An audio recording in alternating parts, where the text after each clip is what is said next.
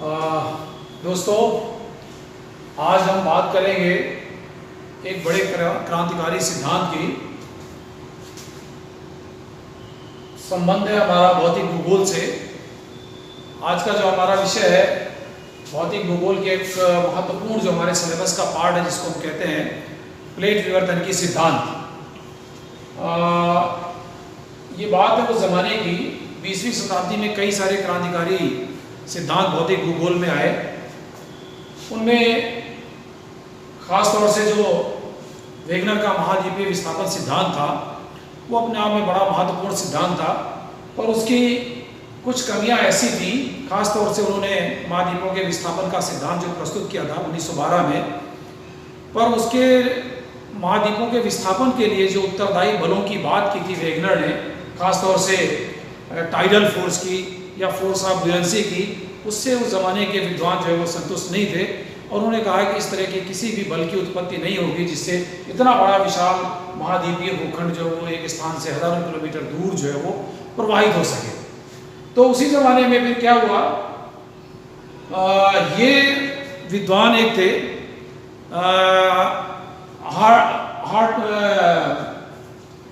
जिनका नाम था, जिन्होंने एक कन्वेक्शन करंट की बात की थी, उन्होंने आर्थर होम्स ने। तो कन्वेक्शन करंट के बारे में उन्होंने कहा कि ज़मीन के अंदर जो है वो कुछ संवहनीय धाराएं प्रवाहित होती हैं, उन धाराओं की वजह से ही उस पर स्थित धरातल या लिथोस्फीयर जो भी होगा वो मूव कर सकता है। तो उस संवहनीय धाराओं को आधार मान के इस प्लेट टेक्टोनिक थ्योरी की शुरुआत विशेष रूप से मॉर्गन एंड डी पिशॉन ने की थी। इससे पहले जब हम बात करते हैं प्लेट विवर्तन की, तो प्लेट क्या चीज़ है इसको हम समझेंगे। सबसे पहले प्लेट शब्द का इस्तेमाल जो है, एक अमेरिकी विद्वान थे जिनका नाम था टूजो विल्सन, उन्होंने 1965 में प्लेट शब्द का उपयोग किया पृथ्वी के दृढ़ स्थल भूखंडों को के लिए, जो उनके अलग अलग जो टुकड़े हैं पृथ्वी के, उन टुकड़ों के दृढ़ भूखंडों के लिए इन्होंने सबसे पहले प्लेट शब्द का उपयोग किया था। और फिर ये कहा था कि ये जो प्लेटें हैं वो प्लेटें पृथ्वी पर कुछ मेजर और कुछ माइनर प्लेट्स हैं, जिनकी बात हम आगे करेंगे। जैसे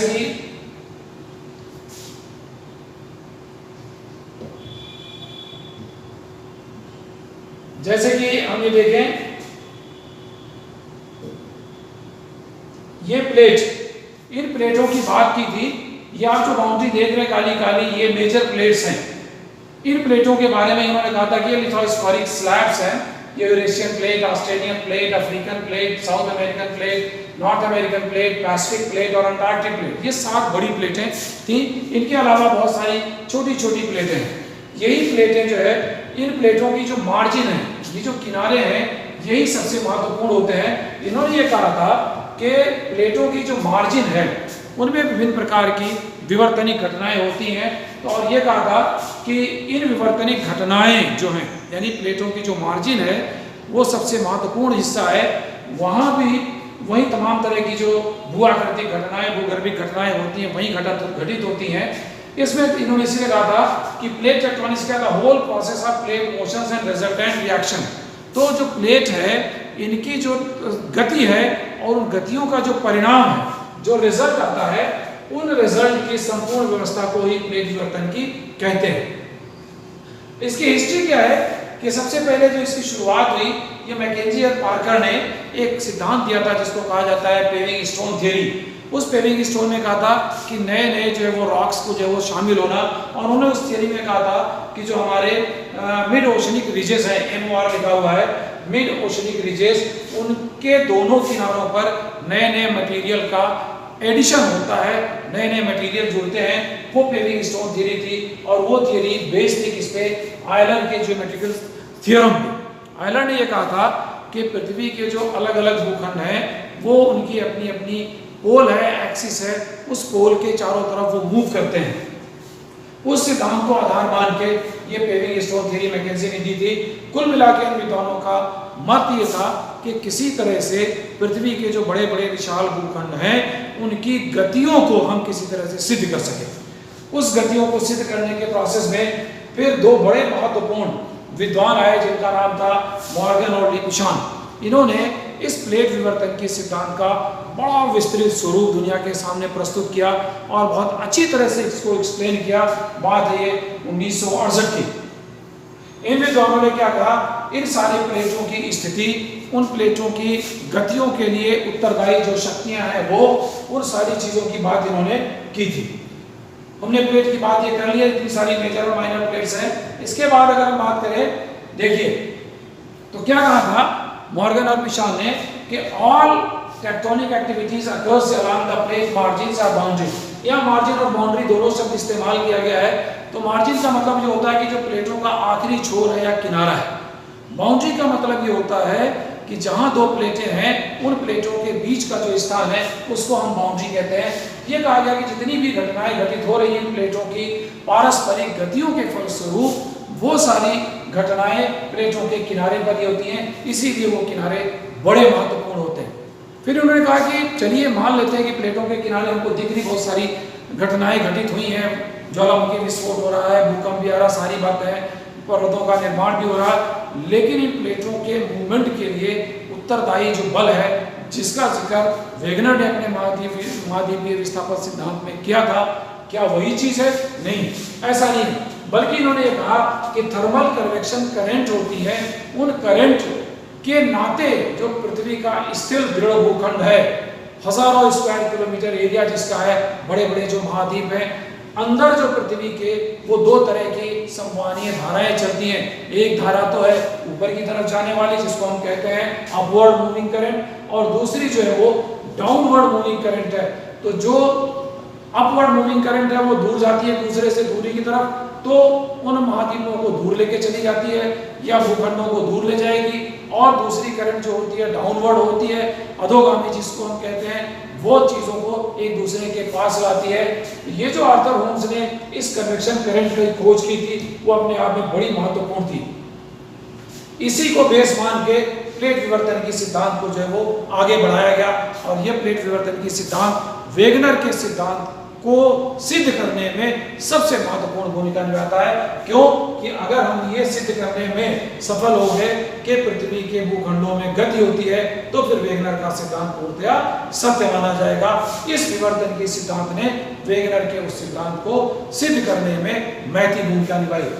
यहाँ कहा गया चूंकि जो हमारी बाउंड्रीज हैं वो बाउंड्रीज सबसे महत्वपूर्ण है, जो हमारे किनारे हैं वो सबसे ज्यादा महत्वपूर्ण है। तो फिर ये बाउंड्री कितनी तरह की होती है ये देखा गया। तो कहा गया कि सामान्यतः जो हमने देखा, विद्वानों ने देखा कि 3 तरह की बाउंड्रीज पाई जाती हैं प्लेटों के बीच में, यानी किनारे जो है, एक तो कन्वर्जेंट जिसको हम डिस्ट्रक्टिव मार्जिन भी कहते हैं, एक डाइवर्जेंट और एक कंजर्वेटिव मार्जिन। 3 तरह की मार्जिन पाई जाती हैं। तो जो कन्वर्जेंट है जिसको हम हिंदी में कहते हैं अभिसारी किनारा, अभिसारी किनारा यानी अभिसारी का मतलब एक दूसरे के पास आना। हमने भी आपसे बात की थी कन्वेक्शन करंट की, तो जब धाराएं अधोगामी होती हैं, नीचे की तरफ आती हैं, ऊपर से नीचे की तरफ, तो उनके ऊपर जो भी प्लेट स्थित होगी वो क्या होगी, एक दूसरे के पास खिसकेगी, यानी अभिसरित होगी। तो इसी को हम कहते हैं अभिसारी किनारा, दो प्लेटों का अभिसरण होना या कन्वर्जन होना। इस प्रोसेस में होता क्या है कि दोनों प्लेटें जब कंप्रेशनल फोर्स की वजह से एक दूसरे के पास आती हैं, तो सिस्टम ये होता है कि जो प्लेट भारी होती है यानी हैवी मटेरियल की बनी हुई होती है, वो प्लेट तो अंदर की तरफ प्रवेश करती है, और जो हल्की प्लेट होती है वो उसके ऊपर रह जाती है। जैसे आप देखें यहाँ मैं आपको बताऊं, ये 2 प्लेटें हैं। तो एक ये जो है ओशनिक क्रस्ट वाली यानी महासागरीय प्लेट है, दूसरी जो है वो महाद्वीपीय प्लेट है। तो महासागरीय प्लेट चूंकि भारी पदार्थों की बनी हुई होती है, इसलिए ये प्लेट जो भारी पदार्थों की बनी है वो अंदर प्रवेश कर जाती है, जो हल्की पदार्थों की बनी हुई है ये इसके ऊपर रह जाती है। तो जिसको कहते हैं ओवरराइड करना, lighter plates override the heavier plates, और उसके बाद जो हैवियर प्लेट है फिर नीचे जहां मुड़ के, यानी जहां इसका सबडक्शन होता है, तो मुड़ के जो है वो दूसरी प्लेट के नीचे चली जाती है। तो इस सबडक्शन जोन को ही कहा गया है वदाती बेनियाफ जोन। ये आप जो देख रहे हैं, Wadati was a scientist from Japan, ये जियोफिजिसिस्ट थे क्यू वदाती, और ये ह्यूगो बेनियाफ अमेरिकन जियोफिजिस्ट थे। इन दोनों ने इस सबडक्शन जोन की खोज की थी, जिसकी वजह से इन दोनों के नाम से इसको वदाती बेनियाफ जोन कहा जाता है। अब उसके बाद जब सबडक्शन होता है तो फिर क्या होता है कि ये सबडक्शन जोन है, तो गहराई में जाके 100 किलोमीटर की गहराई के बाद नीचे एस्टेनोस्फीयर होता है जिसमें तरल मैग्मा ये सब मेटल पार्ट पाए जाते हैं। तो ये भारी प्लेट का हिस्सा जो अंदर प्रवेश कर गया वो चूंकि पृथ्वी के गहराई में हम जानते हैं कि गहराई के साथ साथ तापमान में वृद्धि होती जाती है, जिसकी वजह से बहुत अधिक तापमान पृथ्वी के आंतरिक भागों में पाया जाता है। तो अंदर प्रवेश करने वाले प्लेट का जो किनारा नीचे प्रवेश की है वो फिर क्या करता है, एस्टेनोस्फीयर में जाके तापमान की अधिकता के कारण पिघल जाता है, पिघल के उस एस्टेनोस्फीयर में मिल जाता है। इसका मतलब है जब वो पिघल गया तो इसका अस्तित्व जो है वो समाप्त हो जाता है।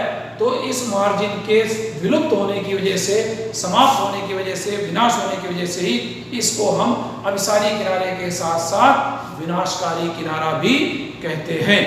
तो ये अभिसारी किनारा, विनाशकारी किनारा यानी डिस्ट्रक्टिव मार्जिन जिसको हम कहते हैं, ये यहाँ पाया जाता है। अब क्या होता है कि इस तरह से इसका अभिसरण होता है। तो अब जब अभिसरण होगा, हम जानते हैं कि प्लेटें दो तरह की हैं पूरे पृथ्वी में। उन प्लेटों में हो सकता है यहाँ जैसा कि आपको इस चित्र से दिखाया गया है, एक जो है वो महासागरीय प्लेट है, दूसरी जो है वो महाद्वीपीय प्लेट है। तो इसमें क्या होगा, ऐसा कन्वर्जन हुआ तो जब एक महासागरीय और दूसरी महाद्वीपीय प्लेट जब कन्वर्ज होगी तो क्या होगा, ये आपस में भिड़ते हैं। तो भिड़ते ही क्या होता है, यहाँ बड़ा प्रेशर पड़ता है। तो प्रेशर पड़ने के साथ जैसे हम दो चीजों को टकराएं, जो भारी है वो नीचे आएगी, जो हल्की ऊपर आएगी, बीच में इसका गड्ढा होगा। तो क्या होता है, यहाँ गर्तों का निर्माण होता है। एक लंबी गर्त जो है जिसको हम ट्रेंच कहते हैं, वो गर्तों का निर्माण होगा प्लेटों के अभिसरण के साथ साथ। इसीलिए हम देखते हैं प्रशांत महासागर के पश्चिमी और पूर्वी दोनों किनारों पर कई सारी लंबी लंबी गर्तें पाई जाती हैं, जिनमें दुनिया की सबसे गहरी ट्रेंच जिसको मैरियाना ट्रेंच कहते हैं वो भी उसमें शामिल है। तो गर्तों का निर्माण होना, साथ ही साथ क्या होता है, जब दोनों प्लेटें टकराएंगी, दोनों का मटेरियल आएगा तो यहाँ इनमें खिंचाव होगा, प्रेशर पड़ेगा। प्रेशर पड़ने की वजह से उसमें क्या होती है, फोल्डिंग होती है, वलन पड़ता है। तो यहाँ वलित पर्वतों का निर्माण भी होता है इन मार्जिन्स पे। साथ ही साथ हम जानते हैं जब पृथ्वी गति करती है तो गति के साथ साथ यहाँ जब प्लेटें टकराएंगी, इसकी वजह से पृथ्वी में हलचल भी उत्पन्न होती है, वाइब्रेशन भी उत्पन्न होता है, जिसको हम भूकंप के नाम से जानते हैं। तो यहाँ काफी विनाशकारी भूकंपों की भी उत्पत्ति होती है जब प्लेटों का कन्वर्जन होता है। इसके अलावा चूंकि ये ज्वाइंट है, दो प्लेटों की मार्जिन है, इसके साथ जब टूट फूट होती है तो ऊपर का दबाव भी कम होता है। जैसे ऊपर का दबाव कम होगा वैसे नीचे पिघला हुआ मैग्मा ऊपर की तरफ विस्फोट के रूप में बाहर आएगा। तो यहाँ आप देख रही है लाल कलर से, ये ज्वालामुखी, ये क्या चित्र है, ऐसे किनारों पर ज्वालामुखी विस्फोट भी होता है। और चूंकि प्लेट लंबी होती है, हजारों किलोमीटर लंबी होती है, तो उन प्लेटों के मार्जिन पे लंबी बाकायदा वॉल्केनिक आर्क यानी ज्वालामुखी चाप का निर्माण हो जाता है। ये सारी घटनाएं इस कन्वर्जन वाली बाउंड्री पर होती हैं। तो इसके साथ साथ एक घटना और होती है, वो क्या होती है कि जो ये प्लेट जो नीचे चली गई एस्टेनोस्फीयर में, वो वहां जाके मिक्सअप हो गई, तो ऊपर के दबाव और आंतरिक तापमान की वजह से फिर क्या होता है, उसकी मेटामॉर्फोसिस हो जाती है, यानी मेटामॉर्फिज्म होती है। इस तरह से हम देखते हैं कि कन्वर्जिंग बाउंड्रीज पर यानी अभिसारी किनारे पर मेटामॉर्फिज्म यानी उसका कायांतरण हो जाता है, उसका रूप बदल जाता है। ये सारे गर्तों का निर्माण होना, ज्वालामुखी विस्फोट होना, भूकंप का आना, वलित पर्वतों का निर्माण होना, और ये सारी घटनाएं होती हैं। ये हमने अभी सिर्फ बात की है एक महासागरीय और एक महाद्वीपीय प्लेट की। इसको हम कल फिर कंटिन्यू करेंगे कि अगर दो महाद्वीपीय प्लेट आपस में अभिसरित हों या दो महासागरीय प्लेट आपस में अभिसरित हों तो किस तरह की घटनाएं होंगी, क्या उत्पन्न होगा। आज हम अपनी बात यहीं खत्म करेंगे, कल फिर इसको आगे कंटिन्यू करेंगे। Thank you.